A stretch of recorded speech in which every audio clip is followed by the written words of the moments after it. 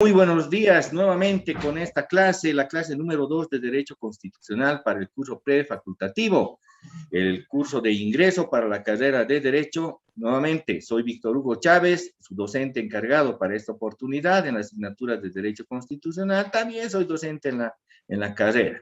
Vamos a tener entonces el segundo tema, la segunda clase, y para ello hemos preparado material. Clase número 2 de Derecho Constitucional. Y nuevamente estamos con el libro de Pablo Dermisaki Pereiro, que es nuestro libro base, nuestro libro obligatorio además, es el que lo tienen ustedes y pueden hacer seguimiento sin lugar a dudas. Capítulo séptimo, el control de la Constitución en la legislación comparada. Ese es lo que vamos a avanzar hoy, es el capítulo séptimo.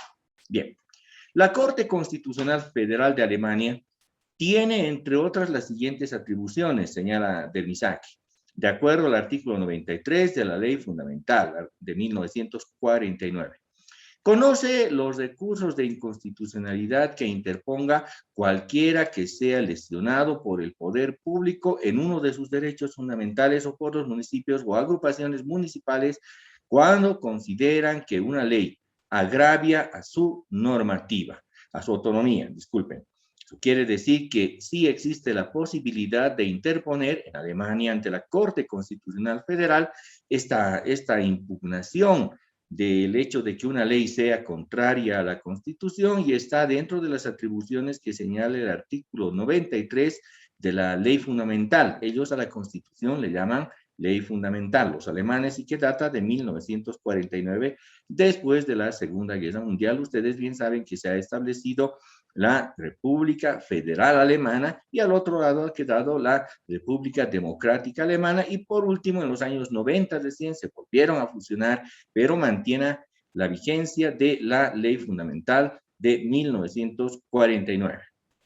En España, otro país europeo, cuando el Tribunal Constitucional declara la inconstitucionalidad de una ley, sostiene Dermisaki, esta queda sin efecto posterior. Eso es lo que señala el artículo 161 de la Constitución. Pueden interponer el recurso de inconstitucionalidad el presidente del gobierno, el defensor del pueblo, 50 diputados, 50 senadores, los órganos colegiados y las asambleas de las comunidades autónomas. Vale decir que es el régimen de la inconstitucionalidad, más bien de la tramitación de la inconstitucionalidad en España. Proseguimos con el capítulo séptimo. ¿Qué tenemos?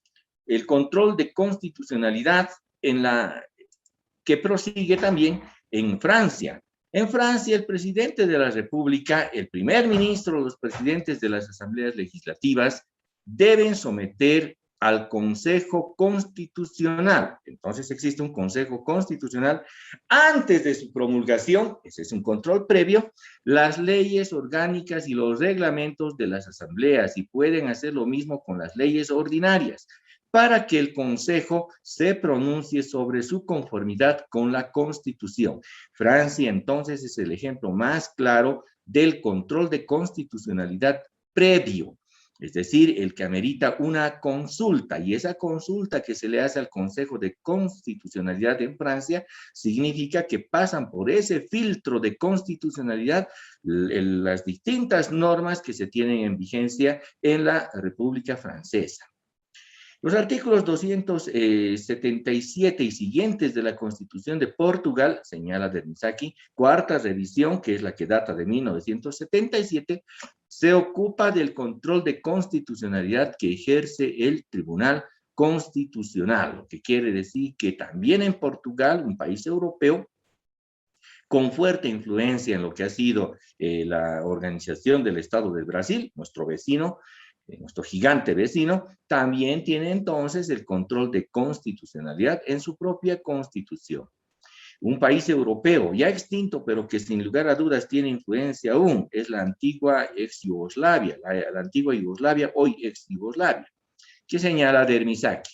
El Tribunal de Garantías Constitucionales de la ex-Yugoslavia resolvía sobre la conformidad de las leyes con la Constitución Federal, sobre la compatibilidad de las leyes de las repúblicas o provincias con la legislación federal. Nuevamente estamos ante el control de constitucionalidad que ejerce un tribunal de garantías constitucionales que es en este caso de la ex Yugoslavia,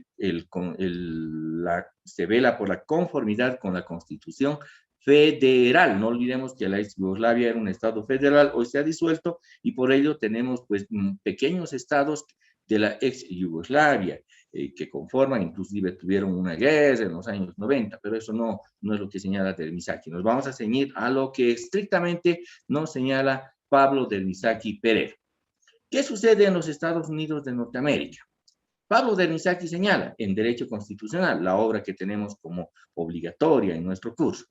En Estados Unidos de América, la revisión de la constitucionalidad de las leyes está confiada a los tribunales de justicia en general y no solo a la Corte Suprema Federal. Eso quiere decir que todas las autoridades en el sistema norteamericano, todas ellas están autorizadas para velar por la aplicación de la Constitución de manera preferente a cualquier otra norma, incluso estatal.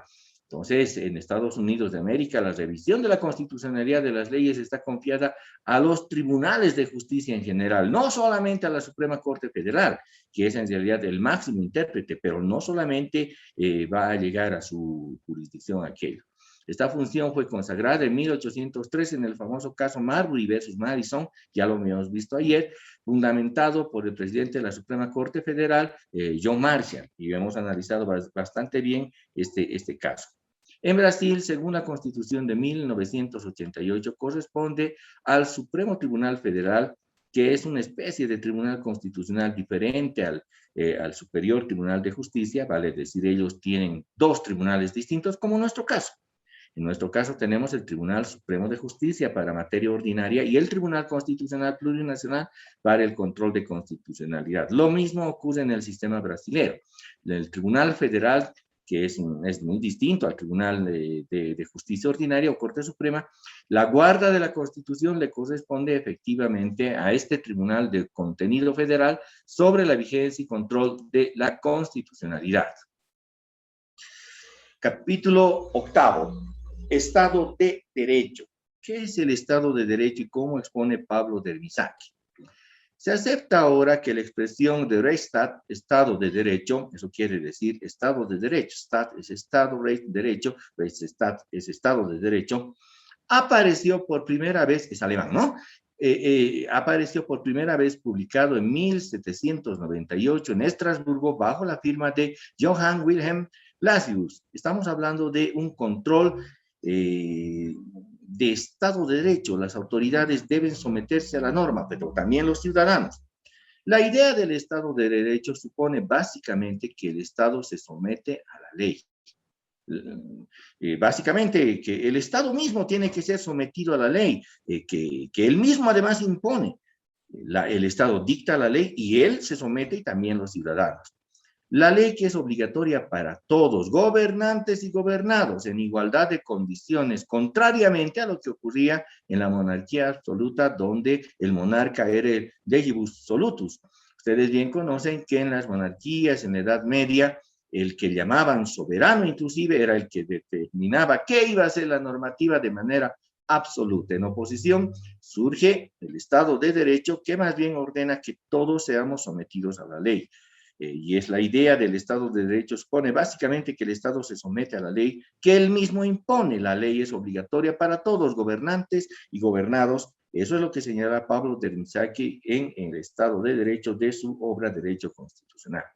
Se llama Estado de Derecho, citando a Sánchez Villamonte, dice Sánchez Villamonte, eso es lo que cita Dermisaki, a toda organización política de la sociedad que reposa sobre las normas fundamentales cuyo imperio se impone y se sobrepone a toda la voluntad arbitraria y personal. Entonces, eso es una definición que también la señala el libro que estamos en análisis.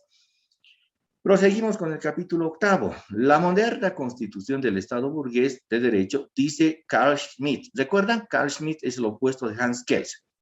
Bueno, esto es lo que señala. Se corresponde en sus principios con el ideal de constitución de individualismo burgués. Y tanto que se le suele equiparar estos principios a constitución y atribuir el mismo significado a las expresiones Estado constitucional, Estado burgués de derecho, lo que quiere decir que si el Estado, las autoridades están sometidas a la Constitución, entonces no solo tenemos un Estado de derecho, sino además tenemos un Estado constitucional o un Estado burgués de derecho, porque básicamente el derecho constitucional deviene del sistema burgués. La burguesía europea es la que ha revolucionado, ha depuesto a las monarquías y ha establecido un nuevo orden basado en el sistema democrático, de Estado de Derecho, del sufragio universal y de sometimiento a la ley. Y citamos a su antípoda, Hans Kelsen. Recuerdan que Schmitt y Kelsen no se llevan bien, son opuestos en el plano teórico, obviamente.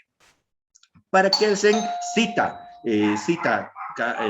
Pablo Dermisaki, la expresión de Estado de Derecho es un pleonasmo porque según él, todo Estado es un Estado de derecho, cualquiera sea la forma de su gobierno. El derecho positivo es el que se refiere, no la justicia. Recuérdese que para Kelsen el derecho es lo positivo, la ley, y no le interesa mucho que la ley esté en el marco de la justicia. Ese es el concepto kelseniano. Por tanto, para Kelsen es el Estado de Derecho, el derecho positivo el que debe regir a la sociedad, y por ello para él Estado y derecho son sinónimos, son iguales. Es precisamente ese orden coactivo que es el del Estado.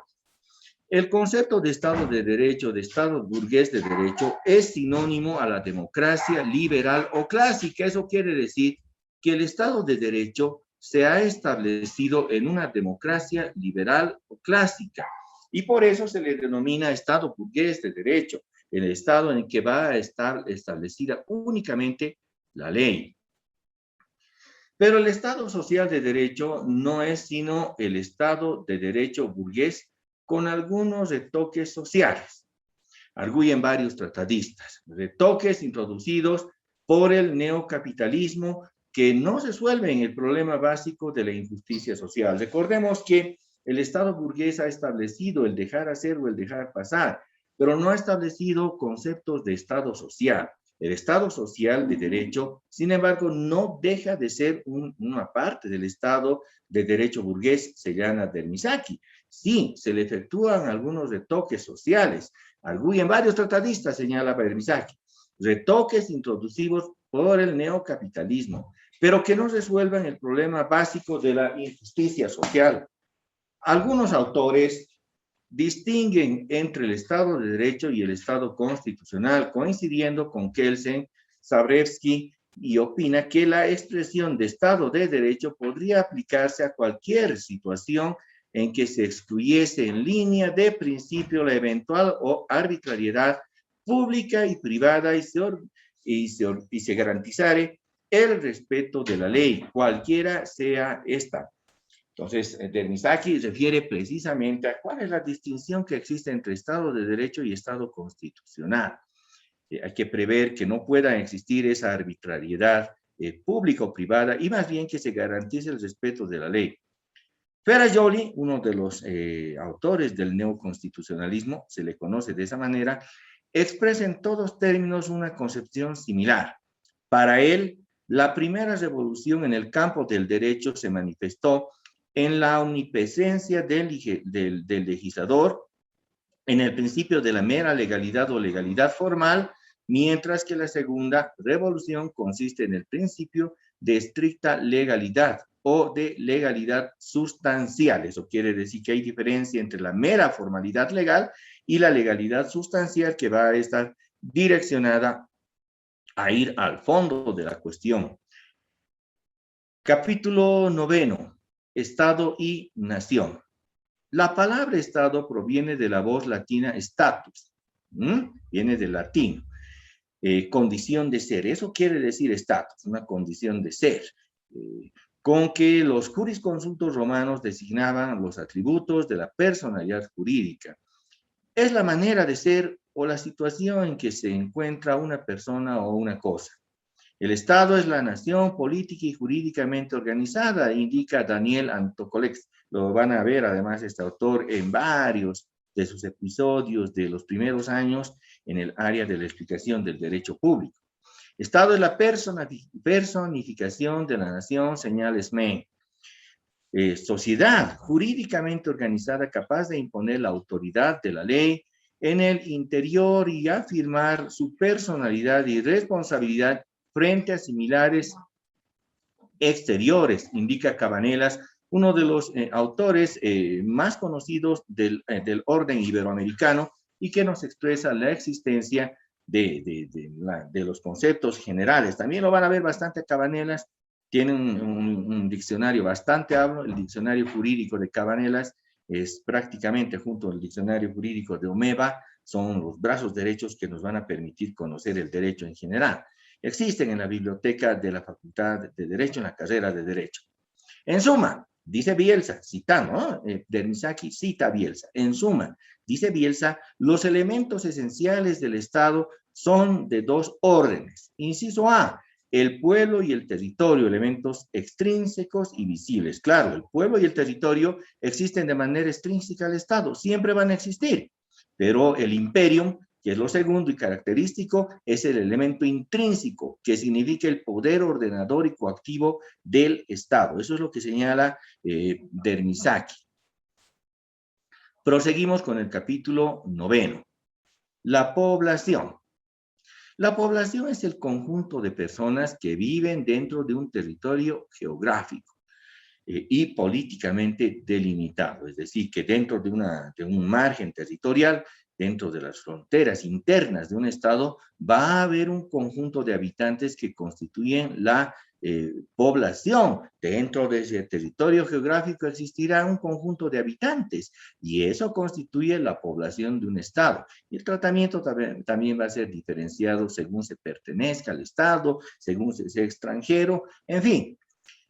Prosigue Dermisaki. Se ha diferenciado los conceptos de pueblo y población diciendo que el primero tiene un significado político porque supone la colectividad titular de derechos políticos, ciudadanía. Cuando se invoca al pueblo se piensa, por lo general, en el electorado y en la comunidad que actúa en el marco jurídico, es lo que señala Pablo Dermisaki. Identifica también al territorio, señala.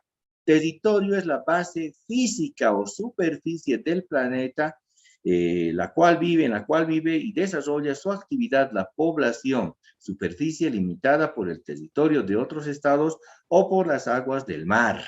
Entonces, no solamente es la parte física territorial, sino también constituye el mar, las aguas del mar, pero bueno, Dermisaki indica esa definición. Ustedes entenderán que en los estados que tienen costa, además se estima que se tiene en derecho el mar territorial, que son 12 millas náuticas, 200 millas náuticas que corresponden a la zona económica exclusiva, desde el límite, es decir, desde la costa en proyección hacia el mar, y después de eso constituyen aguas internacionales. Pues Bolivia no tiene mar, así que no conocemos esa característica.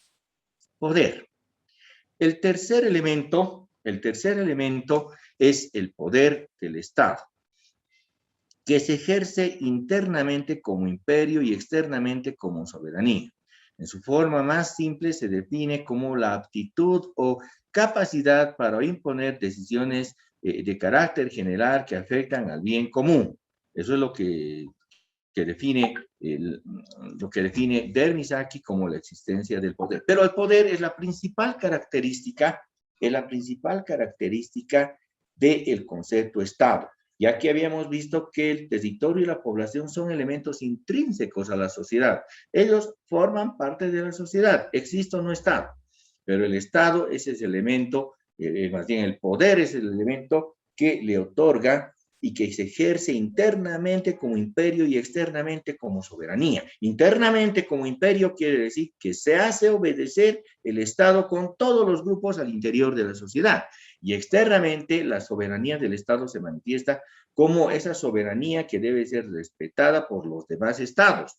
He ahí que cuando se escucha en el orden internacional, el Estado, no sé, nos vamos a referir a cualquier Estado, es soberano. El Estado boliviano es soberano respecto a quién, a los demás estados. En su forma más simple se define como la aptitud o capacidad para imponer decisiones de carácter general que afecten el bien común. Proseguimos con el capítulo 9. Constitucionalmente se reconoce dos formas de Estado. unitario y federal. Por tanto, las formas de Estado unitario y federal constituyen estas formas de Estado que identifica Dermisaki. Estado unitario. Tres caracteres distinguen a esta forma de Estado: la centralización del poder político en el gobierno nacional, la unidad de ordenamiento jurídico, derecho público y privado en todo el territorio y la unidad de la jerarquía administrativa a través de una organización que se extiende a sí mismo por todo el territorio. Claro que sí, esa jerarquía administrativa, ese orden de administrar el aparato estatal va a constituirse en todo el territorio, es lo que señala Pablo Dermisaki. Estado federal. Está formado por el conjunto de estados o provincias federados que poseen autonomía porque se gobiernan, se administran y se legislan con total independencia del gobierno central o federal. En el Estado federal existen estados pequeños que tienen además su propia autonomía para que se autogobiernen y administren, y que además tienen cierta independencia respecto al gobierno central o federal. A su vez, el Estado federal tiene sus propias atribuciones. Internacionalmente, el caso más importante de forma de organización estadual a nivel federal son los Estados Unidos de Norteamérica. En realidad, son el ejemplo de cómo se organiza un Estado federal a nivel internacional. Repetimos. Capítulo 10. Gobierno. ¿A qué se refiere el gobierno? Dermisaki prosigue. Gobierno es el mecanismo constitucional a través del cual actúa el elemento poder del Estado. Recuerden que dentro de los elementos del Estado el más importante es el poder. Por tanto, el gobierno es el mecanismo constitucional a través del cual actúa el elemento poder del Estado. Se ha dicho por ello que el gobierno es la organización mediante la cual la voluntad del Estado es formulada, expresada y realizada. Estado y gobierno son dos conceptos distintos que conviene diferenciar y que no pueden ser confundidos sin incurrir en un error inexcusable además. Señala Dermisaki, hemos dicho que el Estado en su definición más simple es la nación política y jurídicamente organizada. Por tanto, el gobierno se va a encargar del elemento poder, del cómo se administra el aparato estatal. El gobierno, en cambio, como lo hace notar Posada, citado por Dermisaki, y cito, es la organización específica del poder constituido en y por el Estado al servicio del propio Estado. Entonces, el gobierno es una organización específica del aparato estatal que está constituida dentro del Estado y por el Estado y en servicio del mismo Estado. Proseguimos con el capítulo 10. Para Duguid, otro autor importante que lo van a citar de manera reiterada es León Duguid. Para Duguid, el gobierno es el conjunto de órganos directivos del Estado. El gobierno está formado por las autoridades públicas que ejercen el poder del Estado. Las formas de gobierno han ido variando según las épocas y los países. Sin embargo, es posible clasificarlos a través de algunos caracteres que se identifican, lo que se ha hecho por varios autores desde incluso la antigüedad. Entonces, las clasificaciones de las formas de gobierno devienen desde muy la antigüedad.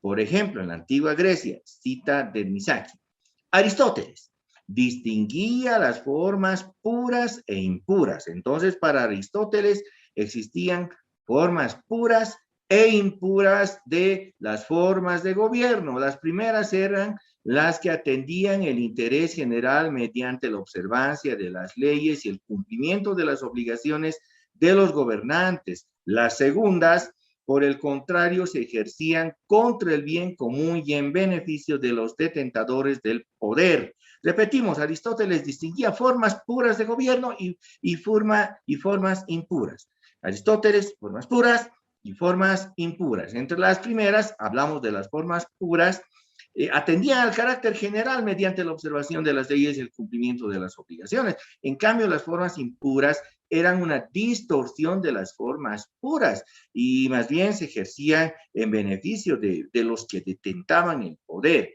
Y ustedes van a poder entender que existían siempre esas formas puras. En la clasificación de Aristóteles tenemos como formas puras la monarquía, un gobierno de uno solo, la aristocracia, el gobierno de los mejores, la democracia, el gobierno del pueblo, así se le llama a la democracia dentro de las formas puras, es decir, sin contaminaciones, sin distorsión y siempre en el marco del cumplimiento de la ley. Las formas impuras, sin embargo, las formas degeneradas, como también le llama Aristóteles, son la tiranía en que degenera la monarquía. La monarquía degenera o se vuelve impura en la tiranía. La oligarquía es la forma impura en que degenera la aristocracia. Y la demagogia es la forma impura en que degenera la democracia.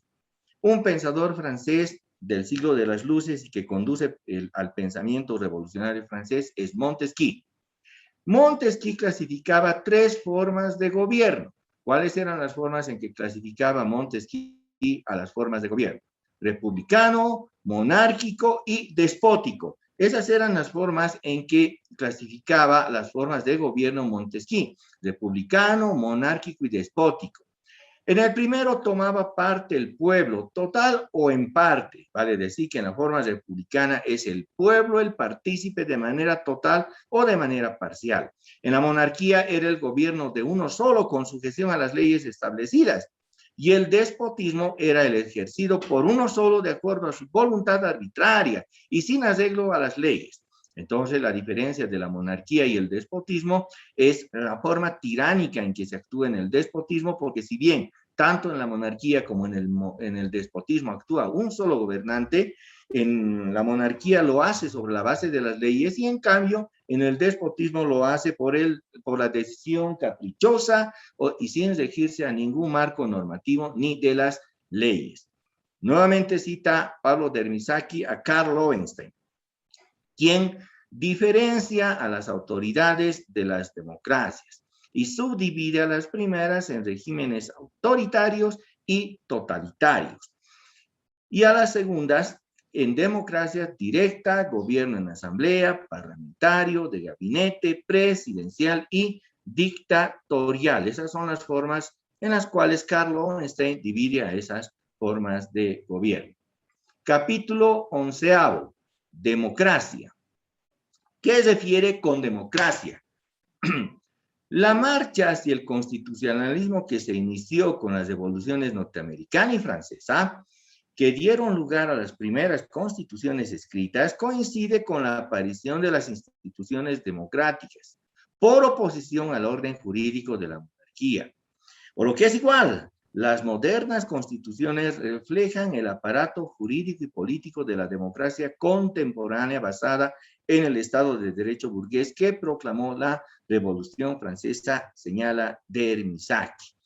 Pericles, un autor griego muy antiguo, señaló los 3 caracteres de la democracia: isonomia, que significa igualdad ante la ley; isotimia, que establece la igualdad de derechos de todos los ciudadanos para el ejercicio de la autoridad y según la cual no hay privilegios ni funciones hereditarias; isogoria, que significa libertad de palabra, asociación y reunión, importando la igualdad de los hombres para ejercitar las libertades. Todos los hombres tienen el derecho de ejercer las libertades. Pericles entonces otorga esos 3 caracteres de la democracia: isonomia, isotimia e isogoria, que deben cumplir según de esta propia clasificación desde la época de los griegos que hizo Pericles. Posteriormente, y proseguimos con el capítulo 11, para Enrique Evans de la Cuadra, citado por Pablo Dermisaki, gobierno democrático es aquel en el que los gobernantes son elegidos por los gobernados en elecciones pluralistas, libres e informadas, y en que aquellas se someten efectivamente a un ordenamiento jurídico que limita su poder respetando la vigencia de los derechos humanos. Prosigue Dermisaki.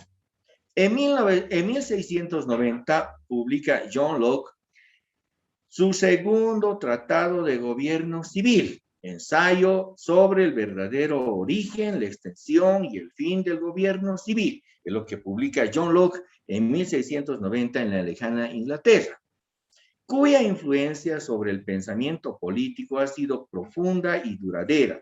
Locke da al absolutismo los primeros golpes serios, dice Chevalier, quien agrega que el inglés parte, cuando se refiere al inglés, se está refiriendo a Locke, el inglés parte como su compatriota Hobbes, también inglés, del estado de naturaleza y del contrario originario, dando de estos una versión nueva a través de la distinción de los poderes. Nuevamente estamos entonces ante el planteamiento de John Locke, que es analizado por Chevalier y citado a su vez por Pablo Dermisaki Peredo, el autor del libro de Derecho Constitucional que estamos analizando y que es el objeto de la evaluación y conocimiento, según tenemos la disposición oficial para esta gestión del curso prefacultativo de la carrera de Derecho de la Universidad Mayor de San Andrés. Proseguimos con el capítulo 9. Duverger, otro pensador político importante francés, sostiene que el grado de separación de poderes depende mucho más del sistema de partidos que de las disposiciones previstas por las constituciones. ¿Qué es lo que dice Duverger? El grado de separación de poderes, vale decir, la separación de poderes, mucho más que el sistema de partidos, es lo que prevé el grado de separación y democracia. Para entonces Duverger lo que importa más es la separación de los poderes públicos o poderes del Estado. Pero la democracia no es solamente un sistema de gobierno ni una estructura jurídico-política, señala Dermisaki, es decir, no es un fin en sí mismo, sino un medio de alcanzar niveles de vida compatibles con la condición humana a través del progreso económico y social. La democracia desprovista de sentido social no es democracia, indica Dermisaki. Es una apariencia formal que sirve para engañar a grandes sectores de la población que pueden tener la ilusión de gozar un clima de libertades y de respeto a sus derechos. Vale decir que los políticos, los actores políticos, muchas veces les suelen decir a la población que están en el pleno ejercicio de sus derechos, pero en realidad lo que está ocurriendo es que, bueno, el sentido social es el que debe imperar para que no un grupito pequeño que conduce el Estado sea el exclusivamente beneficiado de las políticas públicas. Es lo que nos señala Dermisaki. Pasamos al siguiente capítulo. Capítulo 12. Formas de democracia. En teoría y en la práctica, diversas formas de democracia se han presentado en el curso de la historia. Una división básica comprende 3 tipos de este sistema: la democracia directa, la indirecta o representativa y la semidirecta. Ya Bolivia posteriormente desarrolla en su propia constitución, y lo vamos a ver a lo largo del análisis del libro de Derecho Constitucional de Pablo Dermisaki, establece también 3 formas de democracia. Pero Dermisaki clasifica a estas formas de democracia o sistemas de democracia que él llama la democracia directa, la indirecta o representativa y la semidirecta. Cuando el pueblo, quienes según la costumbre y la ley son considerados ciudadanos con el goce de todos los derechos, se reúnen en asambleas, eclesia, así se conocía para los griegos, o en comités, para resolver asuntos de interés general sobre la guerra y la paz, nombrar magistrados y aprobar leyes, etc. Eso señala de lo que constituía la democracia primigeniamente Dermisaki. Indica que la democracia indirecta o representativa, el pueblo delega el ejercicio de su soberanía en mandatarios que eligen por periodos delimitados o determinados más bien, y que tienen responsabilidad porque pueden ser removidos o sancionados. Eso quiere decir que cuando se ejerce la democracia indirecta o representativa, el pueblo, al elegir a sus representantes, les está delegando el ejercicio de su soberanía. Y estos mandatarios además son electos por periodos determinados de tiempo y tienen además que obrar con responsabilidad en el cargo, porque pueden ser incluso removidos e incluso sancionados por el ejercicio de los cargos públicos. Nótese que todo cargo público tiene aparejada una seria responsabilidad en el manejo del aparato estatal. No es de su propiedad del Estado, por tanto no pueden manejar como si fuera tal a su arbitrio, y para ello existe un conjunto de marcos, de normas limitativas al poder del Estado basadas en la Constitución que van a determinar el cómo se debe manejar el aparato estatal. Proseguimos con el capítulo 12.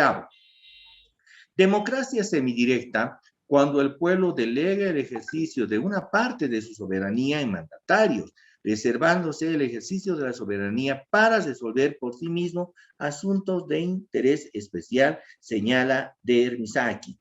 La iniciativa popular, mediante la cual el pueblo presenta al Parlamento proyectos de ley, la Constitución alemana de Weimar se escribe Weimar, se lee, requería del 10% del electorado que firmase y presentase estos proyectos. La otra forma de democracia semidirecta, según Dermisaki, es el referéndum y plebiscito, que se definen como mecanismos por los que el electorado decide sobre un proyecto de reforma constitucional, uno de ley o un conflicto de poderes. Eso quiere decir que también el referéndum o plebiscito forman parte del sistema democrático. Bolivia también ha establecido en su constitución del año 2009, que se encuentra vigente, el concepto de referéndum como forma democrática. Ya en realidad ha insertado ese concepto en la constitución del año 2004 y ha reiterado en la constitución de 2009 con mayor amplitud. Capítulo 12, y con ello concluimos esta presentación. El referéndum puede ser una consulta anterior o de ratificación posterior. Es además obligatorio, facultativo o de arbitraje, lo que quiere decir que mediante referéndum se le consulta al pueblo sobre una política a ser emprendida, por eso es una anterior. ¿Puedo hacer esto? Ese es un referéndum anterior. O de ratificación, que habiéndolo hecho necesita una ratificación posterior y el pueblo puede ratificar o puede rechazar. Aunque los revolucionarios franceses proclamaban sobre todo el principio de la igualdad ante la ley, un grupo minoritario remarcaba que la igualdad económica era un derecho fundamental del hombre y que la revolución no sería tal si no transformaba el orden económico existente. La primera es la democracia clásica, la única conocida durante siglo y medio. Sí, claro que sí. La democracia clásica era la única que se conocía a partir de la Revolución Francesa, basada en la libertad a través de los derechos individuales. Sin embargo, el mismo concepto democracia ha ido evolucionando hasta ahora convertirse incluso en una democracia de corte social. Concluimos con ello la clase número 2. Estimados estudiantes, espero les pueda servir esta traducción de material. Muchísimas gracias.